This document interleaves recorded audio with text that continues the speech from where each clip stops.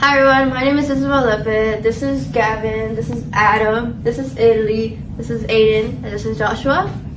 I'm the captain of the team, and I was in charge of ensuring that everyone did their part of the report and was building the ROV.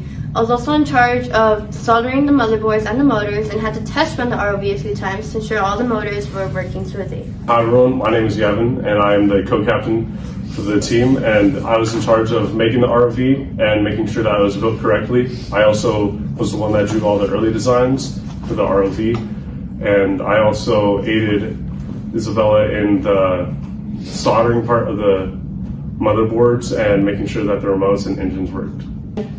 Hello, my name is Adam Rios, and I was the one in charge of making sure the ROV worked underwater and was able to conduct simple tasks. I was also the one who did the test runs after Isabel, and I kept track of the success and failures of our early model of the ROV. I will be the one holding the wire while Gavin controls the ROV during the competition. Hello everyone, my name is Italy and I was in charge of the technical report. I had to keep track of what everyone was doing with the ROV so that I could record it and write it down in the report to ensure that everything was set in place. Hi, my name is Aiden Lopez, and I worked on the technical report also with Italy. We collaborated on what to write down and how to convert the report into correct statements to write inside the report. Basically wrote down like the group's experiences, like what they went through when it comes to sea perch. Hello everyone, my name is Joshua, and I was in charge of making sure none of the electrical components of the ROV could be exposed to water, such as the wiring. I had the idea of purchasing electrical tape and using it to wrap around the open wires and then covering them with wax so that no water leaks through and causes a short circuit. One of the major problems that me and Italy faced while trying to write the report was condensing all the information into one small report. We couldn't surpass the limit of the report. We talked to Isabella about what would help us condense it and put as much information as we can basically into the report by replacing some of the words with other words and etc. Basically, some of the important information is what we mainly had in the report. So before we had our final completion of the ROV, this was our original design, and we realized it was way too big.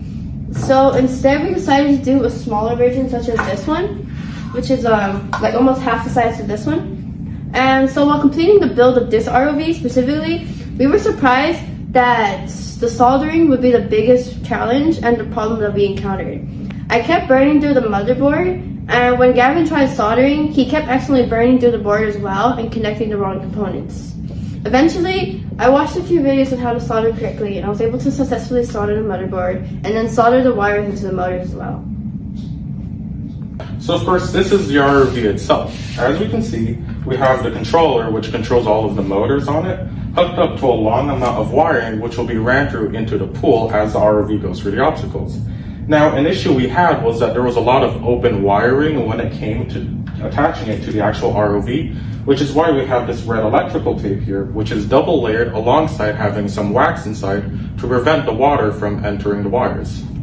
When it came to doing this sea perch, as you can tell, this is one of our old models. We significantly downsized it because based on previous experiences, bigger models didn't really work as well because it was so heavy that it would be just held down all the way to the floor.